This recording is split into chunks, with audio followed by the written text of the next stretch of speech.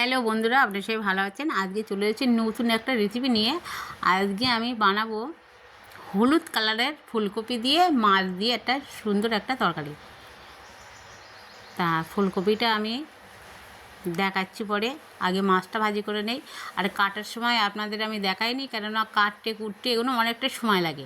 এই সময়গুলো আপনাদের কাছে চলে গেলে তখন আপনারা বেশি বড় হয়ে গেলে ভিডিওটা দেখতে চান না। তা আমি মাছটা ভাজি করে নিচ্ছি, লবণ হলুদ মাখিয়ে। তেল গরম হয়ে গেছে। আর ফুলকপিটার আলুটা একটু হালকা সিদ্ধ করে নিয়েছি, ভাবিয়ে নেওয়ার পরে তাহলে ওটা রান্না করলে খেতে অনেক ভালো লাগে।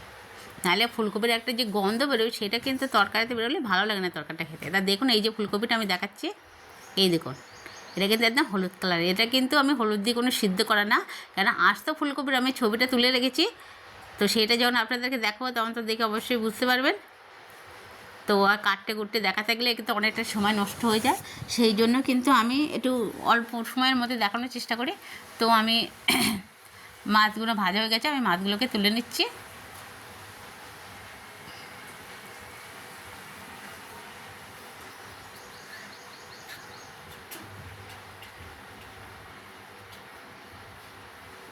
এবারে আমি দেবো জিরে ফোড়ন,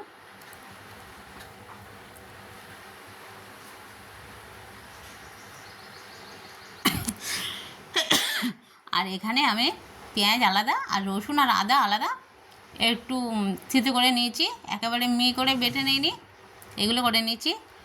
তো সেইগুলো দুই ভাগে করে নিয়েছি। আর অবশ্যই করে কিন্তু ফুলকপি রান্না করতে গেলে কিন্তু আদা দেবে, নাহলে কিন্তু খেতে ভালো লাগবে না।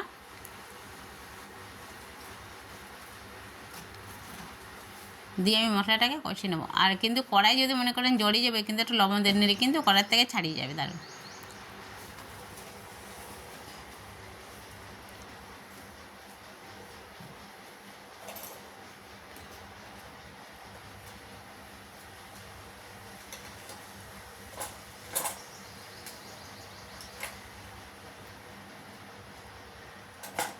এবারে দেখুন মশলাটা আমার ভাজা হয়ে গেছে। এবারে আমি একটা টমেটো দিয়ে দিচ্ছি এর মধ্যে।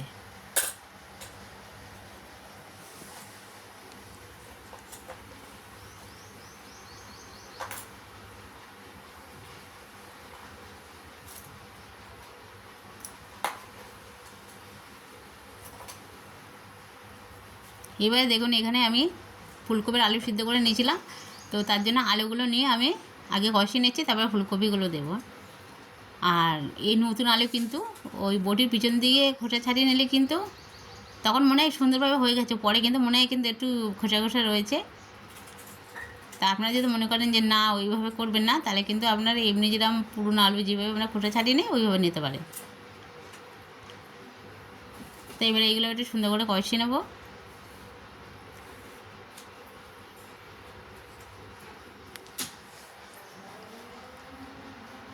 এবারে হলুদ দিয়ে দিচ্ছি,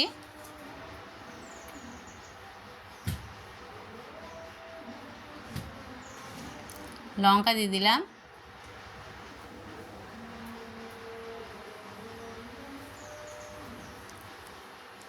চিনি দিয়ে দিচ্ছি। চিনিটাও পরিমাণ মতন দেবেন আপনারা।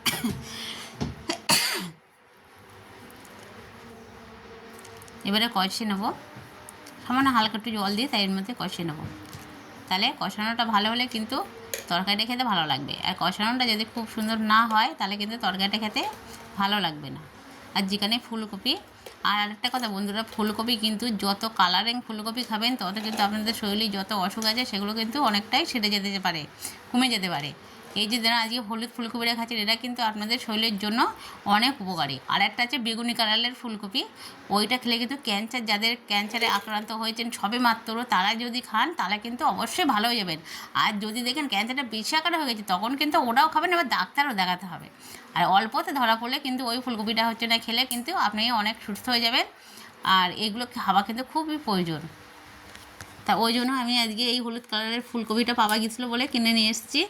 কিন্তু এই কপিগুলো একটু দাম বেশি নেয়, তো শরীরের জন্য কিন্তু এগুলো আপনারা কিনে অবশ্যই আনতে পারেন। তো আমি কষিয়ে নিয়েছি, এবারে জল ঢেলে দিচ্ছি। আর খুব একটা বেশি জল দেবো না, কেননা এগুলো আমার সব ভাপ দিয়ে সিদ্ধ করে নেওয়া আছে, তার জন্য অল্প করে জল দেবো।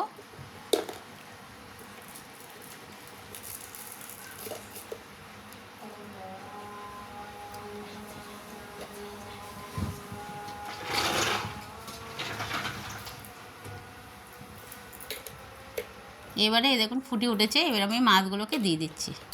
মাছগুলোকে সুন্দর করে ভাজি করে নিচ্ছি। মাছটা একদম টাটকা জ্যান্ত মাছ ছিল, কেটে রান্না করতে চলে এসেছি। ওই জন্যই আমি আর কি বেশি সময় দিয়ে সব কিছু বড়ো করে দেখাতে পারিনি, রান্নাটা অনেকটা বড় হয়ে যাবে ওই জন্যই।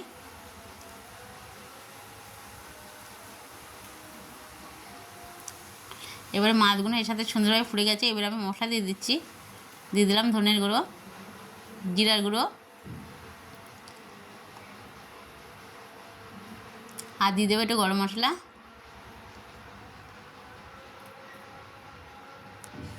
এগুলো দেওয়ার পরে দেখবেন তরকারিটা অনেক সুন্দর লাগবে। এবার তরকারিটা আমার হয়ে গেছে, এবার বন্ধ করে দিয়ে আপনাদেরকে ঢেলে দেখাচ্ছি। দেখুন বন্ধুরা কতটা ভালো লাগছে দেখতে। আর অবশ্যই করে একটু কালারিং ফুলকপিগুলো খাবেন, যাতে শরীরে অনেক কাজ দেয়, অনেক পুষ্টিকর জিনিস এগুলো। ডাক্তারের কথা আপনারা শুনে দেখবেন, এইগুলো কিন্তু খেতে